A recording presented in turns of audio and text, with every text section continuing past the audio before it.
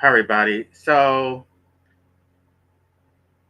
I'm going to talk today about Jean-Jacques Rousseau's writing A Discourse on the Origin and Basis of Inequality Among Men. I've actually covered it before, but I've recently gone through it again, and there's some points that I want to underscore. So, I decided I need to do another live stream to address it. In light of some recent conversations and things that I did not consider the first time I covered this. So,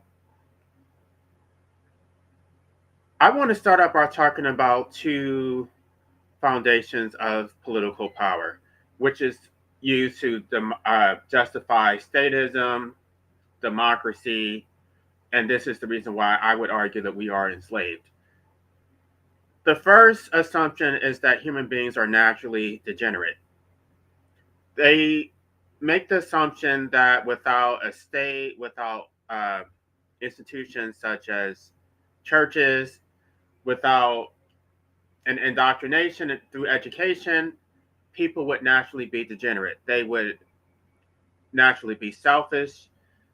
They would not have any moral standards whatsoever.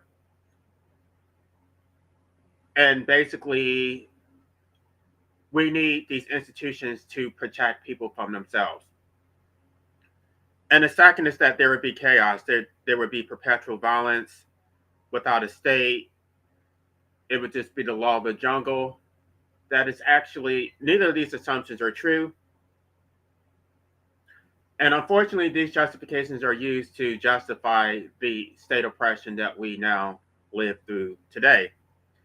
Now, Thomas Hobbes addressed this, and from his position, without government and law, human life would be solitary, poor, nasty, brutish, and short. It would be a war against all, rooted not in social conditions, but in human nature itself. So essentially, Hobbes believed that human beings were inherently evil or at least violent, and that basically you need a state to protect human beings from themselves. Rousseau rejected both of these assumptions. Rousseau posited that human beings are not naturally degenerate, and that it's actually civilization which causes people to become degenerate. So he addressed this in two of his works, the Discourse on the Arts and Sciences and the Discourse on the Origin of Inequality. So there's a term that has been misattributed to Rousseau, which is the noble savage. I actually thought it was Charles Dickens who coined that term because he did have a writing called The Noble Savage. But it was actually coined by John Dryden in 1672. And so Dickens was basically pushing back against romanticizing the noble savage, that the noble savage was inherently good, virtuous. Rousseau used the term savage, but he never used the term noble savage. I guess people just added the word noble to try to clarify his position, but he never actually used that term anywhere. I've talked about Emile before. Emile was basically a story trying to explain how if you indoctrinate children through education, they basically do not, it doesn't create a good society. The child does not actually become good or virtuous through indoctrination. What he says is that by educating children, they have constructed identities that serve the social order. He says that they become slaves who do not know that they are slaves, right? And I've talked about Emile before, that basically if you let children learn for themselves as opposed to indoctrinating them, they actually learn it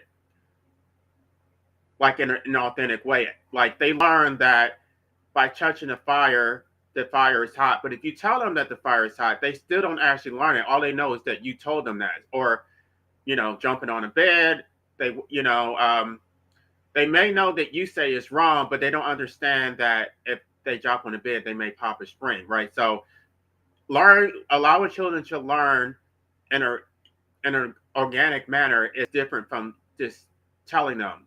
So now, the point that I want to get to is that human beings are not born degenerate, right? These are all conditions of society. Society creates human beings who become greedy, corrupt.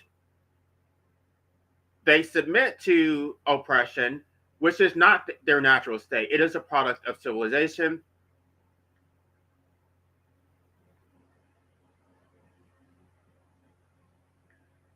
In a state of nature, human beings are self-sufficient. They're independent thinking. Um, they are capable of self-governance. They don't need to be told what is right or what is wrong. And so the reason why I'm doing this live stream is because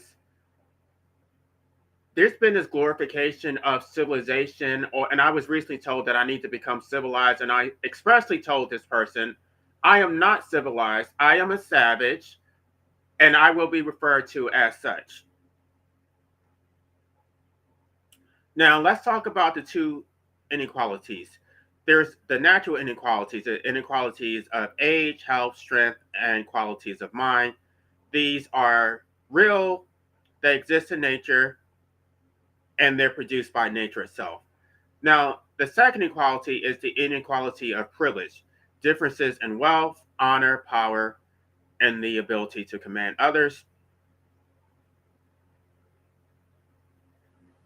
This is something that most people are born into, and then some people experience poverty, some experience wealth. Only the natural inequalities are legitimate.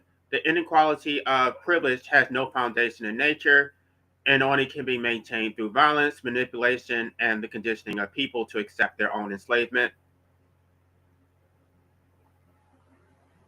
Now let's get back to Hobbes. According to Hobbes, men are driven by self-preservation and an insatiable, restless desire for power, not merely to survive, but need to have more than others to keep what they have, right? So it's a competition. You're constantly trying to compare yourself to others. So, because of this observation, Hobbes concluded that the state of nature would be a condition of permanent violence. Um,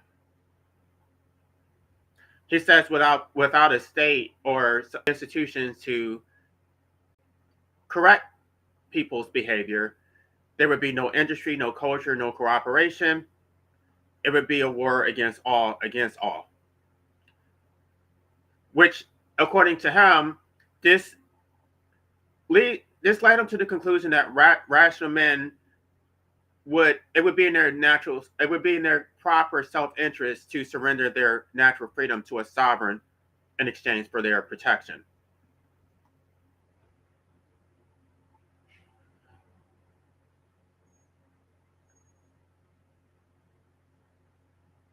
Okay, so Rousseau rejected this entirely.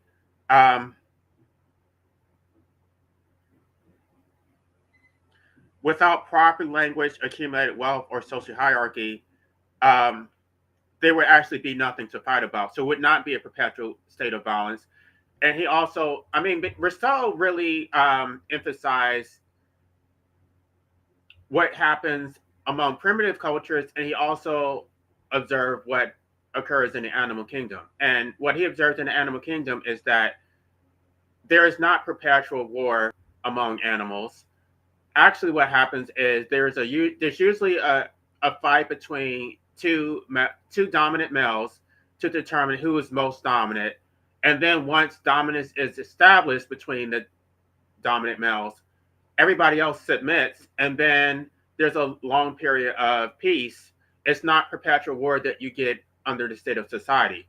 So under the state of society is constant violence to maintain a social order. This does not exist in a state of nature.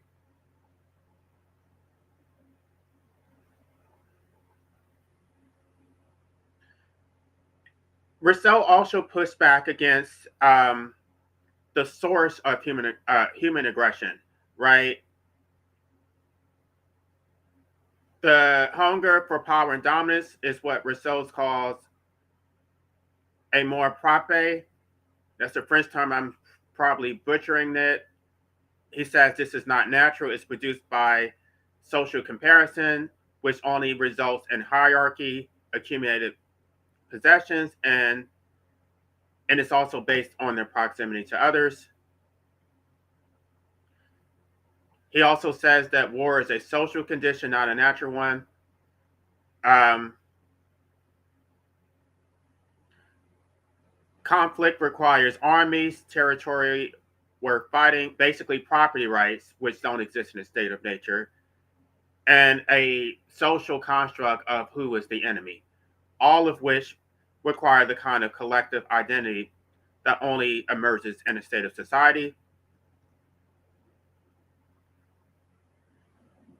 He also rejected Hobbes' use of a false picture of human nature.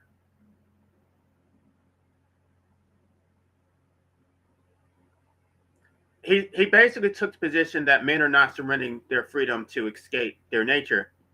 They are surrendering their freedom to a system they created that created the very problem that it claims to solve. So basically, the chicken came before the egg, right? So the more civilized you become, the more state authority you need in order to protect against the degeneracy which the state itself produced. So the more civilized you are, the more corrupt you are, the more violent you are, the more competitive you become, the more hierarchical you become.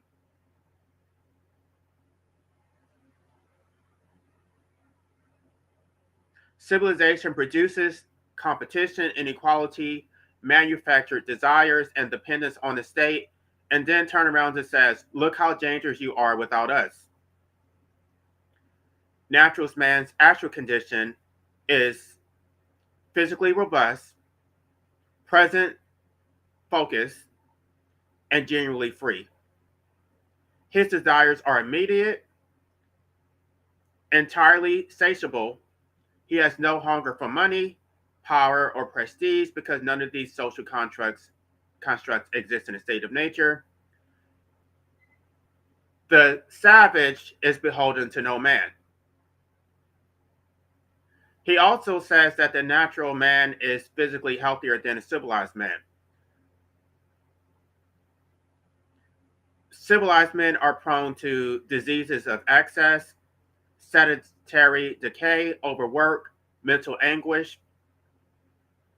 There is no equivalent that exists in a state of nature.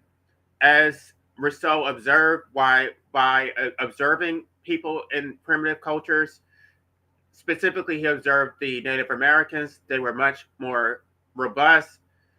They did not have the same sickness that he observed in the French society. He referred to the civilized man as a domesticated animal. He drew a parallel between what domestication does to a wild animal and what civilization does to a man. The wild horse is powerful, self sufficient, healthy, precisely because it is doing what it was designed to do. The wild horse moves constantly, eat what nature provides, lives in conditions his physiology was built for, requires nothing from man, and develops no dependency. Once the horse has been domesticated, the degradation begins. Its hooves weakens, its digestion suffers, its instincts fade, its fearlessness fades, and it eventually reaches the point where it cannot survive without the very system that caused it to decay in the first place. Rousseau argued that this is exactly what happens to the civilized man. The natural man is robust and vigorous. The civilized man is burdened with chronic diseases of excess, sedentary rot, social competition, and urban crowding. The arrival of early civilization among Europeans, among previously robust peoples illustrates this point directly. Alcohol, sugar, and forced settlement, labor systems, and social hierarchies followed the European settlement and, I guess, United States and other parts of the world. And sickness followed with them, not because those people were weak, because their domestication made them weak. The domesticated animal does not know what he has lost, but the civilized man is far more agonizing. He retains just enough residual consciousness to feel that something has been taken from him, but civilization has so thoroughly reshaped his mind and desires that he cannot name what is missing or identify the enslavement under which he now exists. So he channels his frustration into the only outlet civilization provides: the accumulation of more property, more status, more power over others, mistaking the symptoms of his captivity for the goal of attaining freedom. He becomes an incomplete, dependent man who will always need a master. This is the purpose of civilization. And I've talked about the difference between a complete human being. And when I say complete, I'm juxtaposing complete against a broken human being. Um, I recently was on a panel and I quoted Ayn Rand. Ayn Rand said, I represent the proper integration of a complete human being. And I was using this in this context that if you're complete, you're basically self-actualized. You don't naturally need to compare yourself to others. You don't need others for validation. The civilized man is not a complete human being. He is very broken. He has to constantly compare himself to others. He needs social status. He needs wealth. He needs property in order to try makes a failed attempt to complete him. He needs constant control. Now let's talk about the pre-moral man, because this is actually relevant in terms of a conversation we recently had about on Finding Gnosis' channel about ethics and, I guess, the concept of right and wrong, good and evil. Rousseau identified two innate qualities of the natural man. The first is amour de soi. This, again, I know I'm butchering these French words. No, amour de soi. Okay, I did. Anyway, I'm going to give myself a little bit more credit. I'm not good with French, but I'm pretty sure it's pronounced amour de soi, which means self-love, self-preservation, the animal drive to protect one's own life and well-being. Basically, this is your natural instinct for self-preservation. And then the second is pitié, an innate instinctive aversion to witnessing the suffering of others. So the natural man is not good or evil. He is pre-moral. Pre-moral basically meaning he has the same moral awareness as an animal. He acts on instinct, survival, and entirely upon the application of, or beyond the application of morality, right? So ethics, concept of good and evil, right and wrong, that only exists in a state of society. It does not exist in nature. And I recently did a Substack article arguing that in relation to veganism. If you guys are interested, you can check out my Substack channel. That basically, okay, I don't want to go into that, but a lot of these ethics only apply to civilized men. They do not exist in a state of nature. And I understand that factory farming, it only exists in a state of society. Excuse me.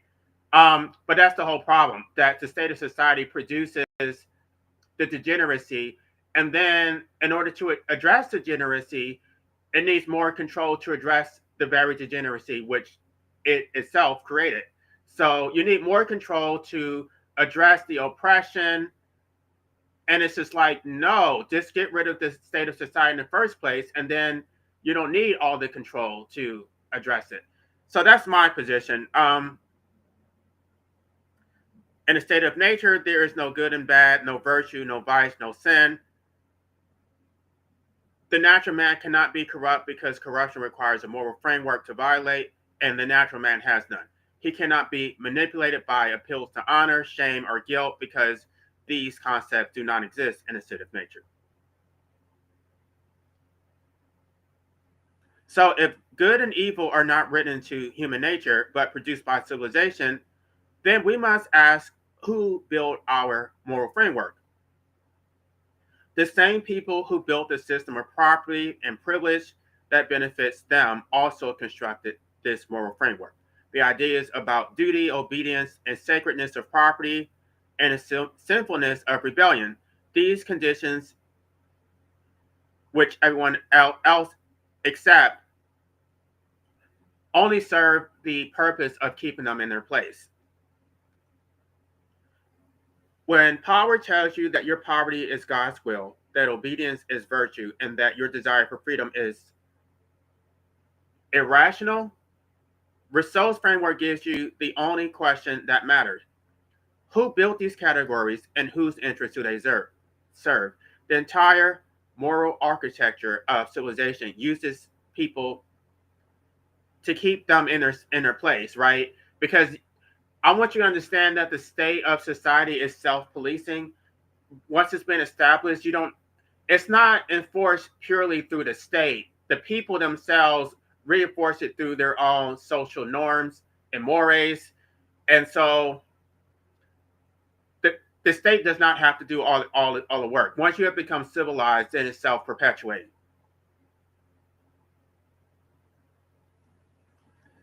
Now, let's talk about the judgments of the domesticated animal. This is also relevant to a recent conversation. They will talk about how primitive people are less developed, they have low IQs, as this is some type of moral indictment. Let me just say this as a side note: IQs were constructed to basically prove racial hierarchies. That was the express purpose of the IQ test in the first place, was to demonstrably prove that certain groups were superior to others based on intellect. They had other tests based on skull shapes, and they were never legitimate in the first place. So to try to use that as a post hoc justification for a racial hierarchy is completely illegitimate. And it says nothing about someone's character. Or I understand that people think that civilization is inherently good, that technology is inherently good. I would push back against that. I would say that if you live in your mud huts, then you're not destroying the environment. You're not dependent on a system. You're living in nature in harmony with the animals. You're not harming anyone. So what is raping the planet is not the people living in mud huts. It's the civilized people they have a larger carbon footprint, which I've talked about extensively on both of my channels. They are consuming factory farming, which does not exist in a state of nature. This is entirely a social construct. They got this stuff so backwards. It's so convoluted and so just twisted to where up is down, right is wrong, and now nobody can make sense of it. It's like everybody wants to punch down. Nobody actually wants to look at this system in a holistic manner to actually see the root cause of it. They only want to punch down at the people below them or on their level. They never want to punch up. So scoring poorly on aptitude tests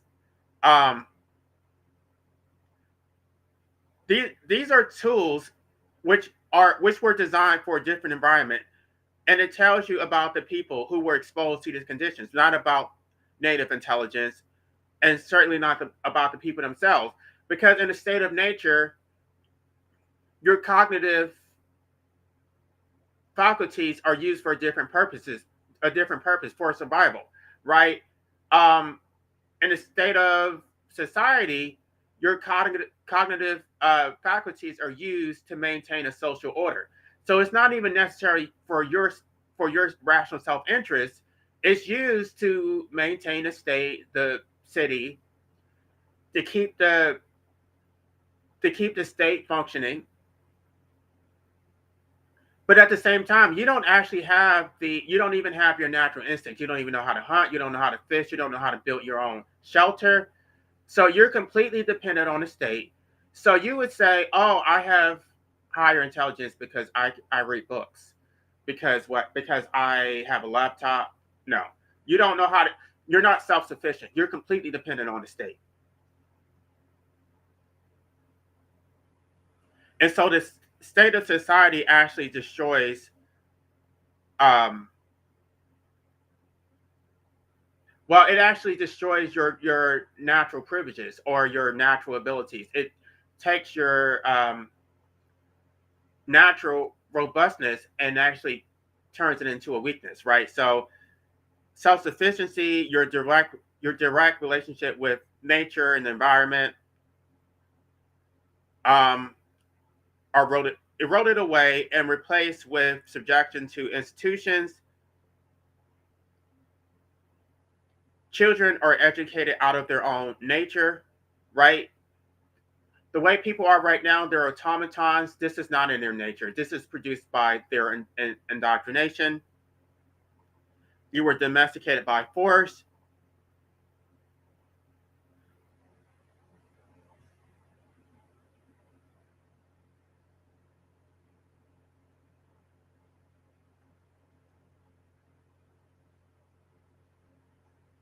Now let's talk about the amor prope. Um,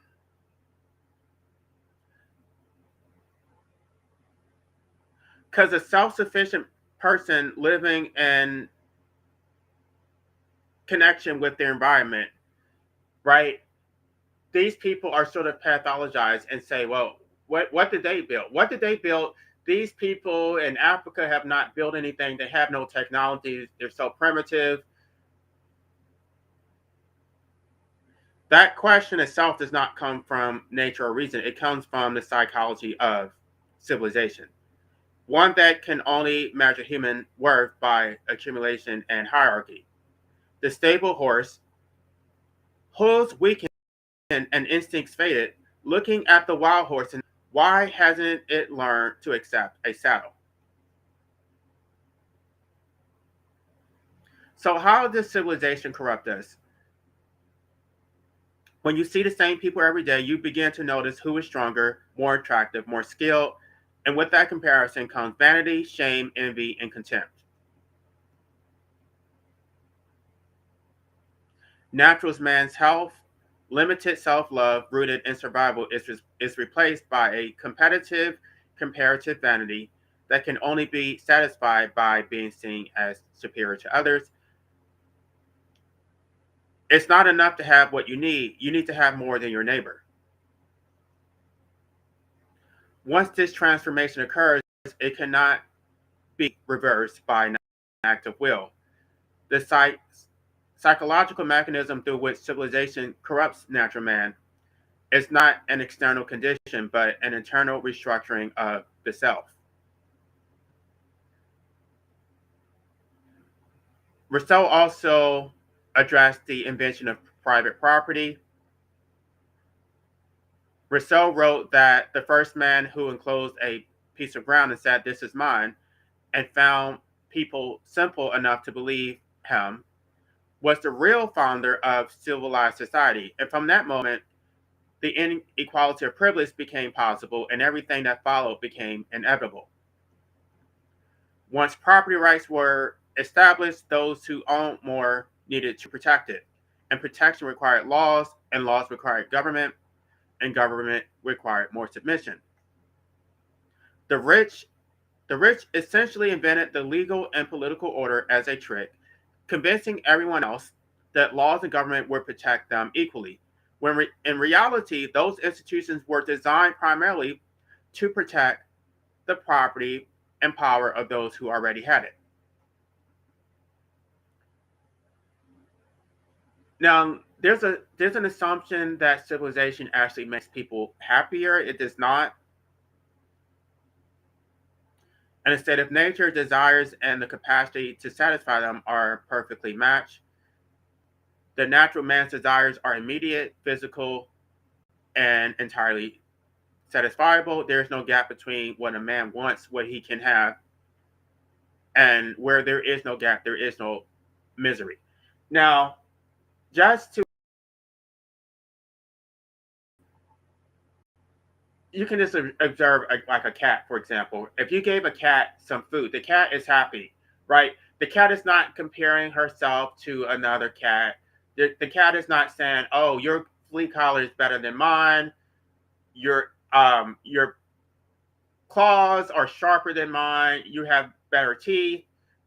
Your coat, your fur is better than mine." No, the cat is only happy that you provided the cat with food. The cat is not comparing itself to other cats.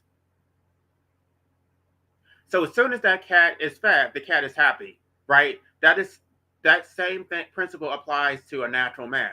The natural man only needs food, clothing, and shelter. He is not comparing himself to say, "Oh, you have more money than me.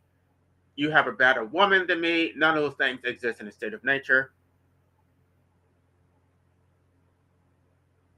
Natural desires have a ceiling. You can be full, rested, and warm.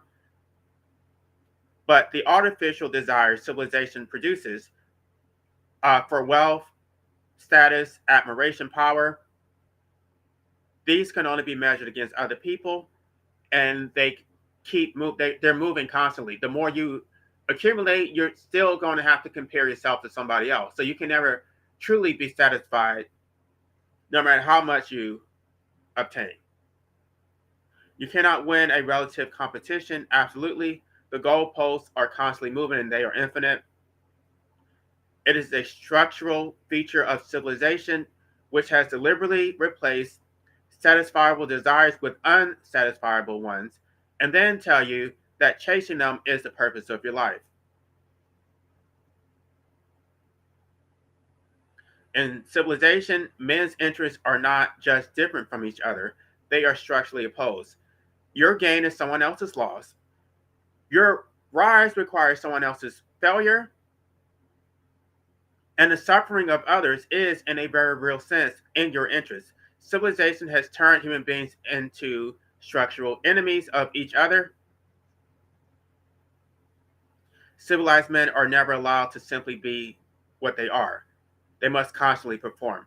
They must appear virtuous while pursuing their own advantage, pretending to care for others while competing with them, and maintaining the veneer of civility over a reality of rivalry and manipulation.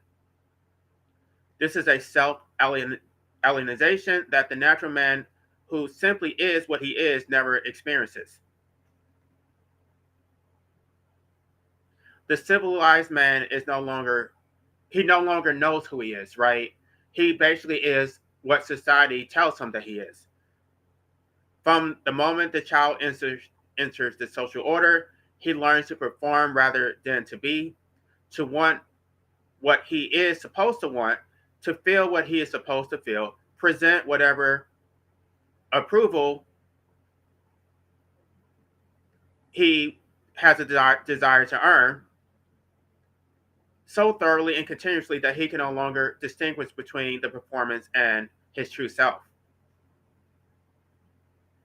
The civilized man lives entirely outside himself in the opinion of others. He does not ask who he is, he asks what others think of him. Strip away the job title, the status, the possessions, and the roles, and he finds almost nothing underneath because his entire identity was constructed from the outside in by forces that were never his own. These sufferings are not accidents of civilization, they are its products generated deliberately deliberately and necessarily.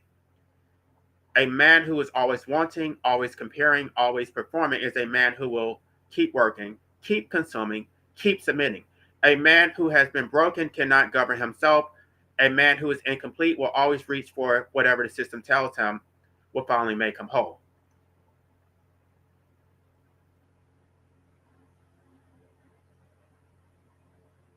It is impossible to make a man a slave unless he is first put in a position where he cannot exist without the help of others.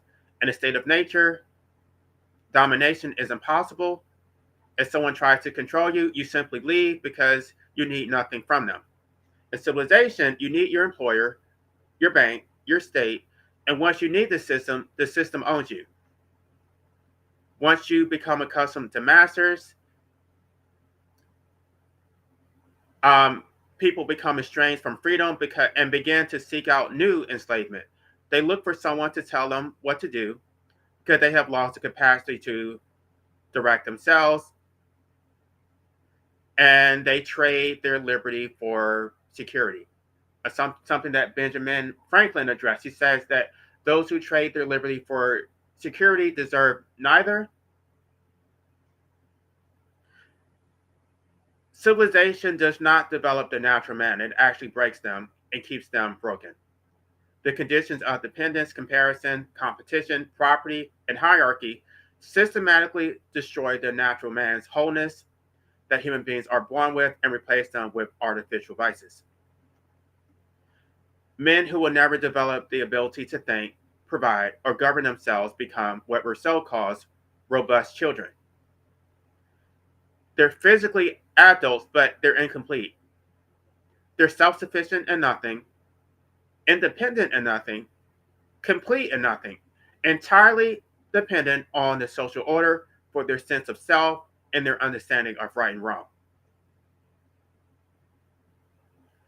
Civilized men lose their capacity for genuine compassion, not because they become monsters, because moral feelings get directed by the social hierarchy. The natural, instinctive PTA of natural man is buried under layers of rationalization, social distance, and philosophical abstraction. It is often the uneducated poor who feel the suffering of others most immediately, while philosophers reason themselves into indifference. Civilization does not make us moral, it makes us better at justifying our immorality. Instead of feeling outraged at the tyrant on behalf of those he oppresses, civilized men feel something else. They want to be in his place. This is something I talked about. Rousseau talked about how people don't look up, they look down. So they don't feel compassion for those who are at their level or beneath them, right? They don't have it. They want to be the oppressor. They look at someone who has greater status, they respect them, they can't wait to get in that position. This is the reason why they love judges, they love police officers, they love to be the person who is wielding power.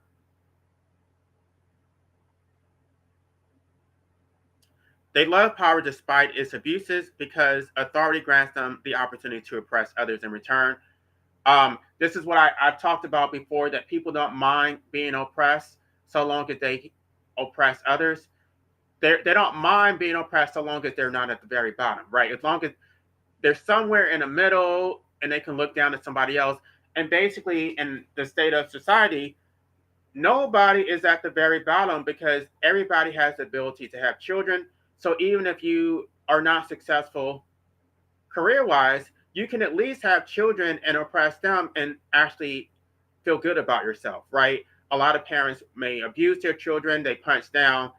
Everybody's looking for somebody to punch down on. It's like you can become a manager, you become a supervisor, and because of the hierarchy, now you can have some self-esteem, which was not produced internally, but produced externally by your title, by your status in society.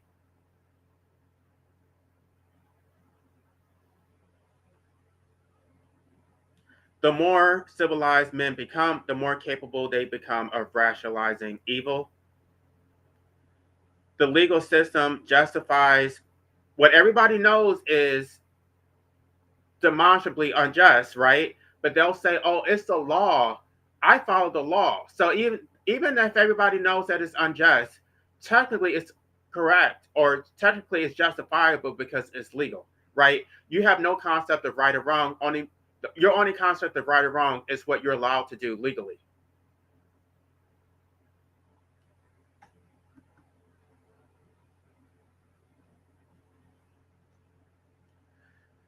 Now, the first time I read the discourse on the origin and basis of inequality among men, I had not read the social contract yet, so I guess my analysis was incomplete.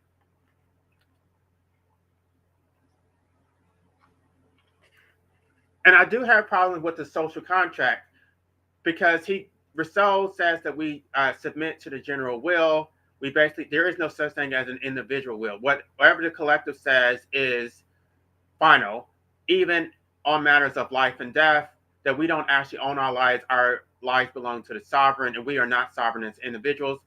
Um, by the way, the this is the approach that the legal system has adopted. Rousseau, not John Locke. This is the reason why they always defer to state power, because you're not sovereign. You have no pre-political rights.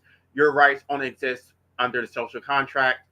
And when I read the social contract, I did have problems with it because it's illegitimate to the extent that you're born into it. You did not consent to it. But now I understand why he wrote the social contract after reading it again. Um, Rousseau believed that once men have been corrupted by society, there is no going back.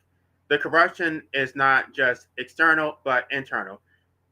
It restructures men's desires, their psychology, and their capacity for morality, right? So you become a broken creature shaped by civilization's vices. You become dangerous in ways that the natural man never was. You're driven by amor propre, the need to dominate and acquire. You're incapable of returning to a pre moral state of nature. You become predatory. And this is all a result of civilization. And this is why Rousseau believed the social contract was necessary. Not because the social contract was just, but because once men have been made degenerate by civilization, they need protection from themselves. Civilization creates a problem and then demands your solution or your submission as the solution. None of us consented to the social contract. We were born into it. Property rights were already established. Laws were already written. The moral framework was already constructed to protect the interests of those who built it. There is no consent. They're going to say you consent because you exist, but you didn't choose to exist. And by the way, this is the main reason I'm an anti-nihilist. It's not just because of some undefinable suffering that exists in the human condition, in the abstract. No, it's because you are enslaved to the state. No one has legitimate authority to enslave anyone to the state. Again, somebody told me I wasn't a real anti-nihilist because I don't think that it is always wrong to not produce. I would say they should not procreate in the state of nature anyway. But at the same time, if you look at what I just said, the um, the natural man is pre-moral anyway. So the natural man has no concept of right and wrong. The natural man is no different from a cat or a dog. So for a primitive person to procreate is no different from a cat or dog procreating. Of course, it would be ideal for them to not procreate, but ethics and morals can only apply to civilized men. So I just want to clarify why I said this, because it doesn't mean that I'm not a real anti-nihilist. I absolutely am a real anti-nihilist, but ethics are social constructs which can only exist in a state of society. So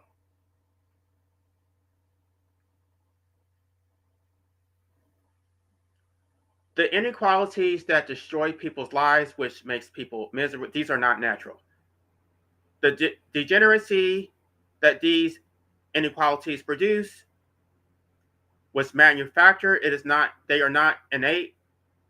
They were built by a system that requires broken, incomplete men in order to function.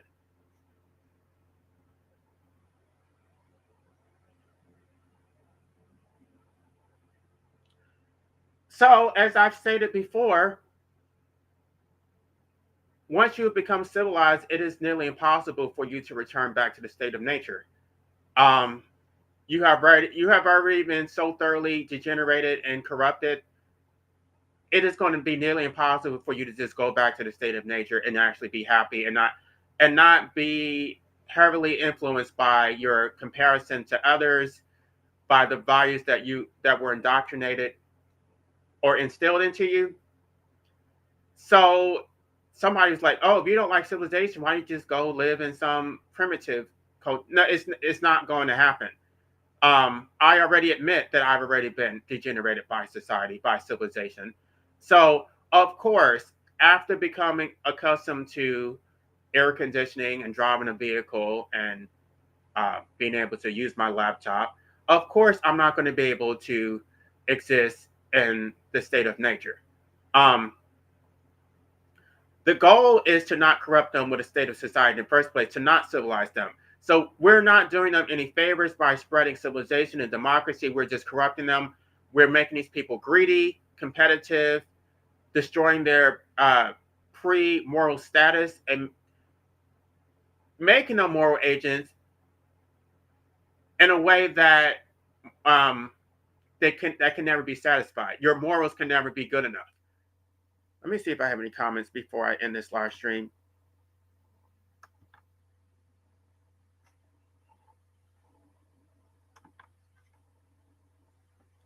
I'm not sure what you mean by that.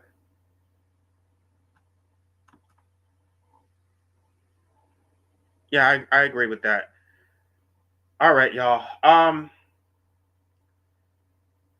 Yeah, I just wanted to push back to I want people to understand the root cause of all these problems are civilization itself. It's not in man's natural nature to be degenerate, to be harmful. Your natural instincts are for survival, not to compete, not for greed, not for competition. So I'm going to go ahead and end this live stream. Everyone, have a good day.